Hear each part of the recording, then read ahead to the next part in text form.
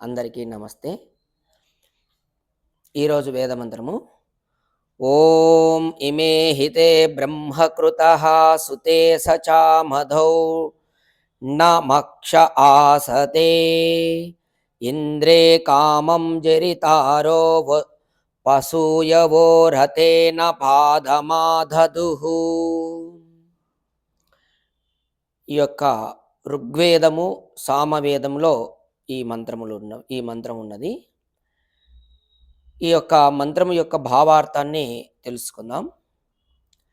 ఓ ఇంద్ర, తేనెటీగలు మధువు ఉన్న పుష్పములపై వ్రాలి మధువును స్వీకరించి కూడబెట్టినట్లు,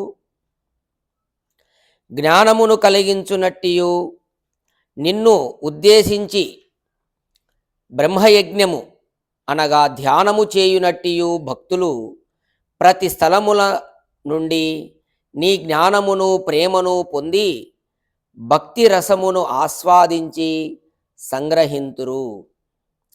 జ్ఞానమును గూర్చి చర్చలు చేయు చోటి నుండి, హరికీర్తన చేయు మండలుల నుండి, శుభయజ్ఞముల నుండి, సద్గ్రంథ పఠనముల వలనను ఒక చోట నుండి ఏమి నీ కొరకు సామరసము అనగా జ్ఞానము ప్రవహించు ప్రతి స్థలము నుండి జ్ఞానామృతమును గ్రహింతురు. ఈ విధంగా జ్ఞానధనులైనటువంటి భక్తి శిరోమణులు ప్రపంచమునకు భక్తిపూర్ణ జ్ఞానమును ఇత్తురు. ప్రపంచములో ఉన్న కోరికల చేత పీడింపబడుకుండుటచే భక్తులకు ఇట్టి సామర్థ్యము కలుగుచున్నది. ఒక చోటికి వెళ్ళదలుచుకున్నవాడు రథము మీద కూర్చోండి నిశ్చింతగా చేరదలిచిన చోటికి చేరినట్లు, భక్తులు తమ కోరికలను నీపై ఉంచి నిశ్చింతతో ఉండగా నీవే సర్వశక్తిమత్తతతో సర్వజ్ఞముతో వారి కోరికలను నెరవేర్తువు.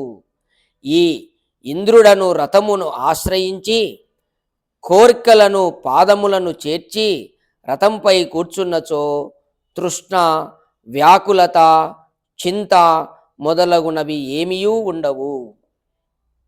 కావున ఈ విధంగా మనము జ్ఞానం అనేది సంపాదిస్తే ఇవన్నీ కూడా తృష్ణ, వ్యాకులత, చింత మొదలగునవి అన్నీ దూరమవుతాయి అని ఇక్కడ మనకు పరమేశ్వరుడు ఉపదేశిస్తున్నాడు. అనగా మనమందరం కూడా ఈ విధంగా తేనెటీగలు ఎట్లయితే అవి మంచి మధువు ఉన్నటువంటి పుష్పాల మీద వాలి తేనెను ఆస్వాదించి ఒక చోటికి తీసుకొస్తాయో తేనెనంతా, ఆ విధంగా మనుష్యుడు కూడా ఎక్కడెక్కడ జ్ఞానమును మనం అభివృద్ధి చేసుకుంటామో ఆ స్థలాలకు పోయి జ్ఞానాన్ని అంతా పెంచుకొని ఆ జ్ఞానం ద్వారా మనం ఆ ఇంద్రుడు పరమేశ్వరుడైనటువంటి ఇంద్రుని మన కోరికలను కోరి ఆ విధంగా మన కోరికలు తీర్చుకుంటూ మనలో ఉన్నటువంటి ఆ వ్యాకులత, చింత ఇవన్నీ కూడా దూరం చేసుకోవాలి అనే విషయాన్ని పరమేశ్వరుడు ఈ మంత్రం ద్వారా తెలియజేస్తున్నాడు.